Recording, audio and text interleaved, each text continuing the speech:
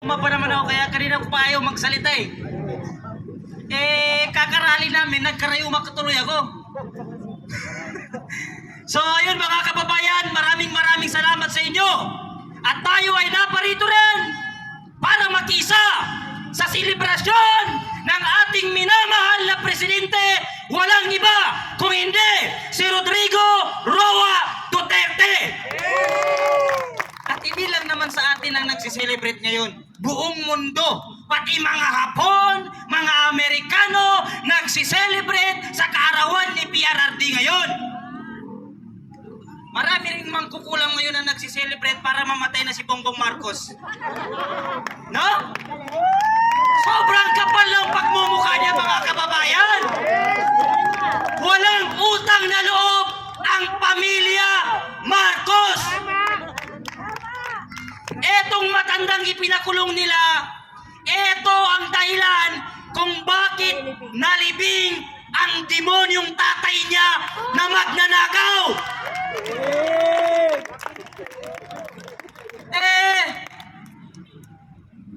Nung presidente pa si PRRD, etong si Bongbong Marcos na parang lamok, mahilig manipsip ng dugo to eh. Ngayon, hindi dugo yung lamok, dugo ang sinisipsip. Si Marcos naman, perang sinisipsip. No? Ang dalas ng greetings niya kay PRRD, happy birthday sa iyo, mahal naming Pangulo, sa aking kaibigan, gago.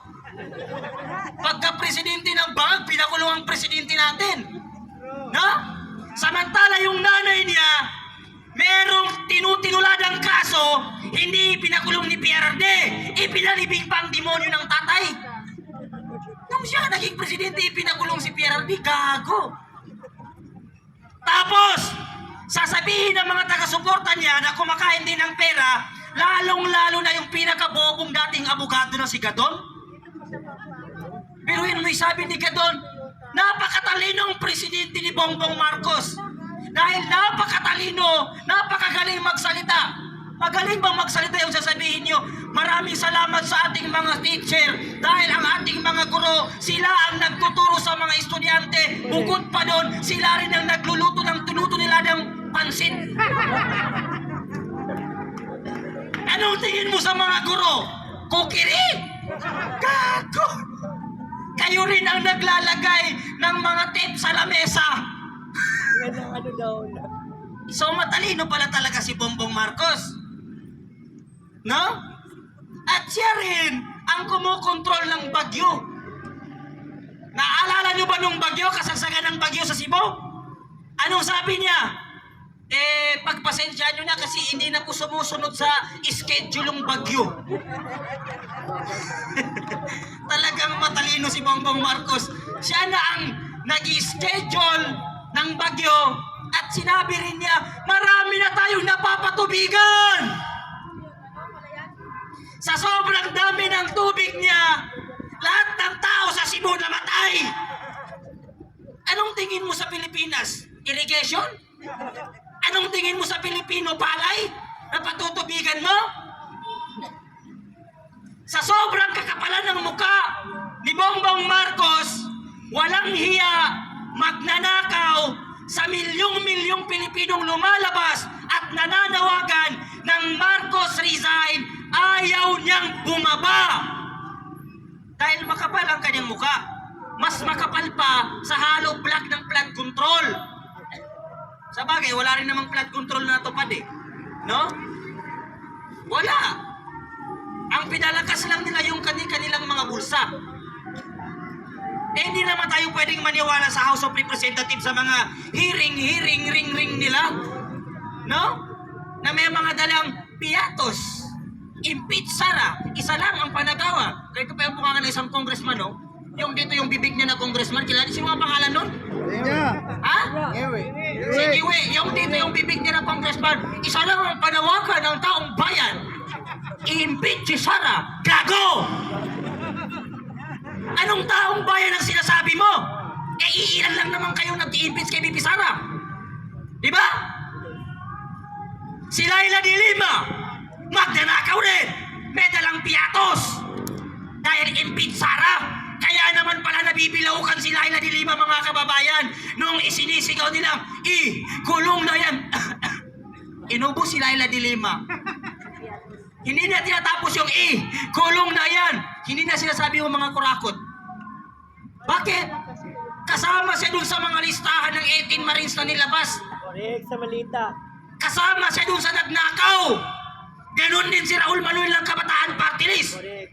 Nasama rin sa listahan. NPA yan! Ganon din yan si Redico. NPA yan! Lahat ng mga congressman ngayon, iilan lang sa kanila ang hindi tumanggap ng pera. Alam niyo kung sino yung hindi tumanggap ng maleta? Yung paulit-ulit nila na pinapaalis si Kiko Barsaga. Palaging suspension. Sino-suspend si Kiko Barsaga? Bakit? Kada post ni Kiko Barsaga, tinatamaan yung mga politikong magnanakaw. Ganon din si Libiste. Ginigipit si Libiste. Dahil nilalabas ni Libiste yung mga pangalan ng mga magnanakaw. Ito naman si Tuta Soto, Tito Soto. Sabi niya, huwag niyo nang ilabas yan. Magkalistahan lang ng mga adik yan sa kanto. Kasama na rin nun si Soto. Adik din yan si Soto Nagrarugby rin yan mga kababayan. Kaya wala tayong ibuboto na presidente sa 2028 maliban kay Vice President Sara Duterte. Siya ang magpapatuloy ng lahat ng nasimulan ni PRRD na maganda sa ating bansa.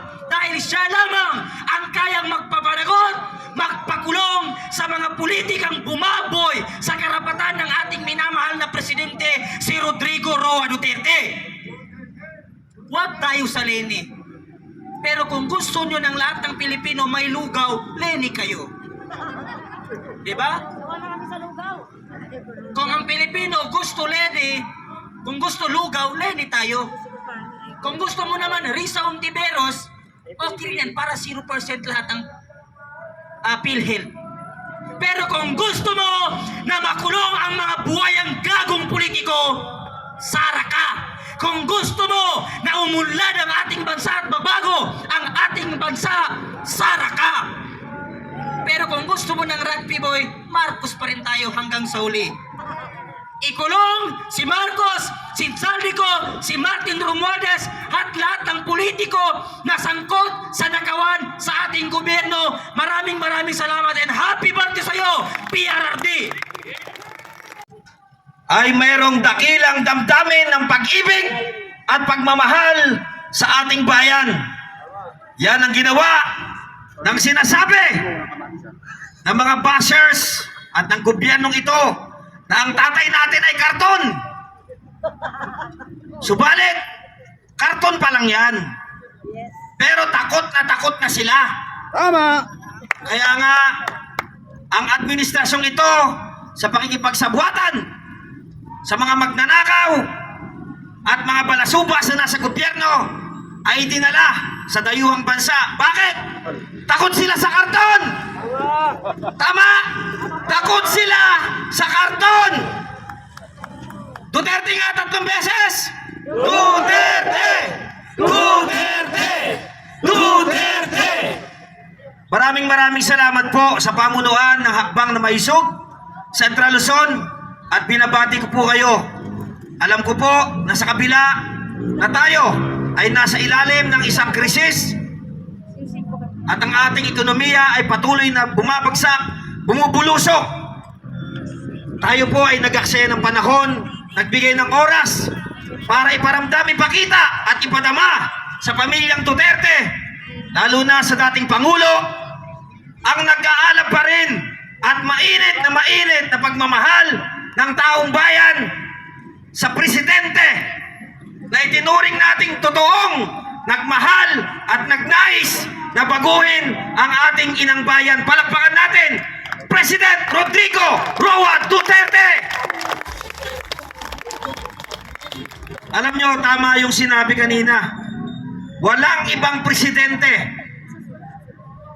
ang ginugunita. Kanina, kami po ay galing ng NCR, galing kami ng Batasan, sapagkat marami ho tayong mga imbitasyon. No, pinilit namin na sumaglit dito. Yan din po kanina ang topic namin sa sasakyan. Sinasabi ko nga, Pambihira talaga itong si Tatay Digong. Bakit? Kahit nga sa ibang bansa hindi naman ginugunita. Pag past president ka na, lalo na. Malilimutan ka na lang. Malilimutan ka na. Kailan ka maalala? Pag ikaw ay namatay na. Doon ka na lang maalala. Pero dahil po sa ginagawa natin ngayon, hindi lang dito sa ating bansa, kundi sa buong mundo, naniniwala tayo yan po ay naghahatid ng dagdag na lakas ng loob sa ating dating presidente na ngayon ay mag-isang lumalaban sa kamay ng mga dayuhan.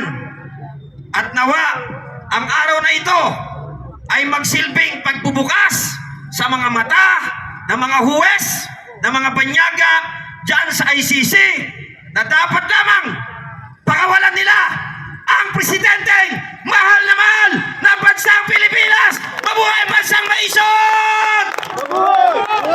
Yes! While those blessed to celebrate the occasion to do so at least in freedom, he sits alone and deprived of liberty in a foreign land. For one who served his country well, enough for his people to give him 81% approval rating when he stepped down from his office. He is rewarded with the worst possible fate by the few who wield power at the expense of justice and due process. It is a sad day because many people he trusted and served in his years of public service at the very least turned deaf and blind to his suffering, at the worst actively participated in his lynching. In a rapidly changing world, these people have proven that some things don't change.